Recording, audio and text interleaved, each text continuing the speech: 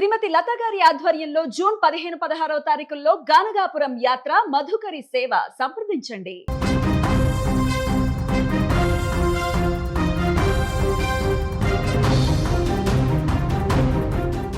అమెరికాలో జరిగిన రోడ్డు ప్రమాదంలో మాజీ ఎంపీ కాంగ్రెస్ సీనియర్ నేత మధు యాష్కి గౌడ్ భార్యకు తీవ్ర గాయాలయ్యాయి. తమ కుమార్తె డాక్టర్ గగనను ఎండీ కోర్సులో చేర్పించేందుకు బోస్టన్ వెళ్లిన మధు యాష్కి దంపతులు అడ్మిషన్ పూర్తయిన తర్వాత వేర్వేరు కార్లలో న్యూయార్క్ బయలుదేరారు. ఈ క్రమంలో సుచి యాష్కి ప్రయాణిస్తున్న కారు ప్రమాదానికి గురైంది. వర్షం కురుస్తుండటంతో వాహనం అదుపు తప్పి పల్టీలు కొట్టింది. ఈ ప్రమాదంలో తీవ్రంగా గాయపడిన ఆమెకు ప్రకటెంకలు విరిగినట్టు కుటుంబ సభ్యులు తెలిపారు. ప్రస్తుతం న్యూయార్క్ లోని ఆసుపత్రిలో చికిత్స పొందుతూ కోలుకుంటున్నారని వెల్లడించారు. అయితే ఆమె ఆరోగ్య పరిస్థితి గురించి కుటుంబ సభ్యులు ఆందోళన వ్యక్తం చేస్తున్నారు. మధు యాష్కి చిన్న కుమార్తె అయిన డాక్టర్ గగన యాష్కి న్యూయార్క్ మెడికల్ కాలేజీలో గ్రాడ్యుయేషన్ పూర్తి చేశారు.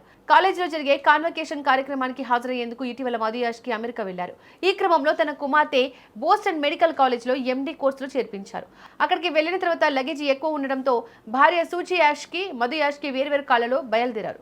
మార్గ మధ్యంలో భారీ వర్షం కారణంగా కారు అదుపు తప్పి బోల్తా పడి ప్రమాదం జరిగింది. మధు యాష్కి భార్య సీనియర్ ఎండోక్రైనాలజిస్ట్. వీరికి 2 అమ్మాయిలు కోమలి, గగన. 2 రోజుల్లోనే ఈ దంపతులు ఇండియాకు తిరిగి రావాల్సి ఉండగా ఇంతలోనే ప్రమాదం చోటు చేసుకుంది. ఇక ఈ వార్త తెలియగానే మధు యాష్కిని కాంగ్రెస్ నేతలు పరామర్శిస్తున్నారు. టీపీసీసీ చీఫ్ మహేష్ కుమార్ గౌడ్ మధు యాష్కి గౌడ్ను ఫోన్లో పరామర్శించారు.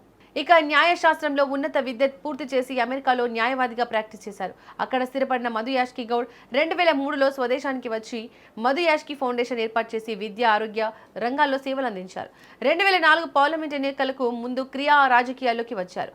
2004 నిజామాబాద్ లోక్సభ స్థానం నుంచి కాంగ్రెస్ అభ్యర్థిగా పోటీ చేసి గెలుపొందారు. తర్వాత 2009 ఎన్నికల్లో ఎంపీగా విజయం సాధించారు. ఇక 2014 ఎన్నికల్లో ఓటమి తర్వాత ఏఐసీసీ అధికార ప్రతినిధిగా నియమితులయ్యారు.